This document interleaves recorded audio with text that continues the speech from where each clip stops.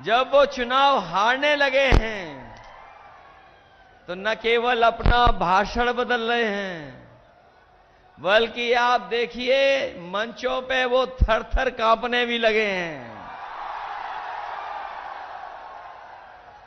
मुझे लगा था कि इस बार 80 सीटों में एक सीट पर लड़ाई है, लेकिन जब से बनारस और आसपास चुनाव में देख रहा हूं, जो माहौल दिखाई दे रहा है, इस बार बीजेपी के हाथ से 80 की 80 सीटें जाने वाली हैं। और इसलिए जा रही हैं कि इन्होंने सपना दिखाया था बनारस के लोगों को कि क्यूटो बना देंगे, और मुझे लगा कि अगर बनारस क्यूटो बन जाएगा तो कहीं न कहीं चंदौली के लोगों को भी कुछ न कुछ विकास उनके क्षेत्र में हो जाएगा।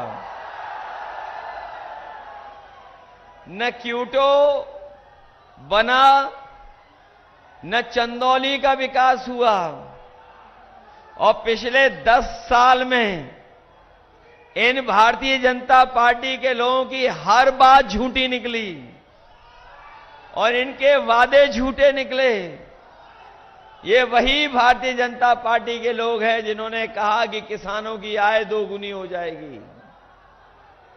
अगर आय दोगुनी हुई हो तो बताएं हमारे किसान भाई, न आय दोगुनी हुई, और जो लागत बढ़ने का काम हुआ है, लगातार महंगाई बढ़ी है, और उसका परिणाम ये हुआ है कि हमारे किसानों की खेती बाड़ी के साथ साथ हमारे किसानों को संकट में डाल दिया। जिन किसानों के खेती के लिए पैसा आना था, जो खेती बाड़ी के खेत के खुशहाली के लिए पैसा आया, वो भारतीय जनता पार्टी के लोगों ने अपनी जेब में रख लिया। किसान के हाथ कुछ नहीं लगा। और एक समय ऐसा भी किसानों ने देखा कि जिस समय हमारे किसानों के खिलाफ काले कानून लाने का काम हुआ, और अगर वो काले कानून लागू हो गए होते तो जहां हमारे किसानों की खेती बाड़ी छिन जाती, वहीं उनकी पैदावार को भी ये लूट लेते। हमारे किसान झुके नहीं, न केवल उत्तर प्रदेश का किसान बल्कि देश का किसान इन बीजेपी के खिलाफ खड़ा हो गया। दिल्ली घेरनी पड़ गई, दिल्ली जाके धरने पर बैठ गया, तब तक नहीं हटा जब तक सरकार ने काले कानून वापस नहीं ले लिए।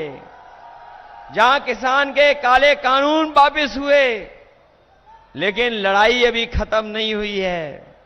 इन्होंने 10 साल में बड़े बड़े उद्योगपति, कारोबारी, बड़े बड़े कारखाने चलाने वालों का लगभग 25 लाख करोड़ रुपए इन्होंने माफ कर दिया बैंकों का। और जब नियम बनाया इन्होंने, तो नियम बनाया कि जिनका 5 करोड़ से ऊपर कर्ज है, उनका कर्ज बैंकों से माफ कर दिया जाएगा। हमारा वही किसान मायूस हो गया। उसका करोड़ों का कर्ज नहीं था, उसका कर्ज तो केवल लाखों में है।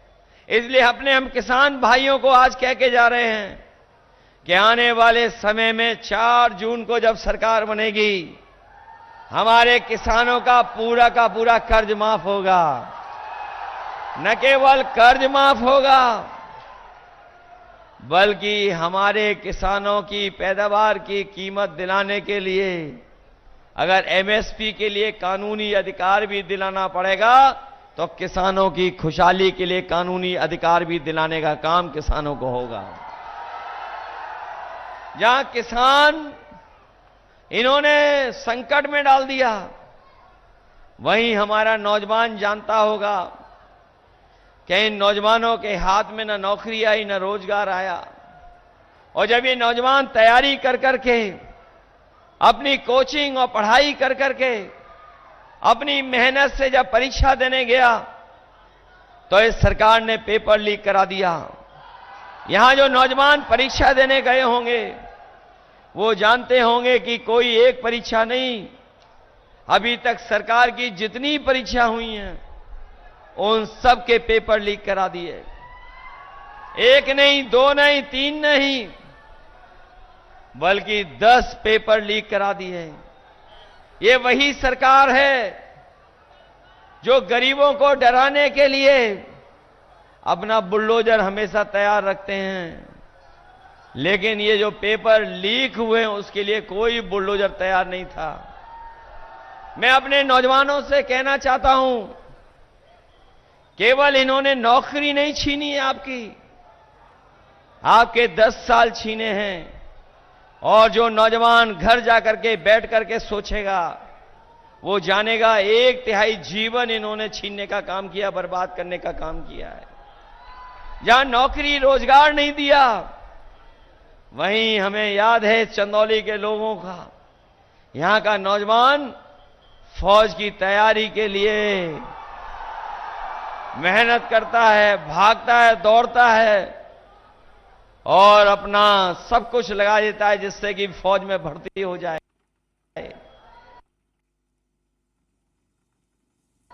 इस सरकार ने जहां नौकरी नहीं दी, रोजगार नहीं दिया, वहीं हमारा नौजवान जो पक्की नौकरी कर करके वर्दी पहनना चाहता था उसकी भी इन्होंने नौकरी छीन ली और आधी अधूरी नौकरी दे दी। ये आप देख रहे हैं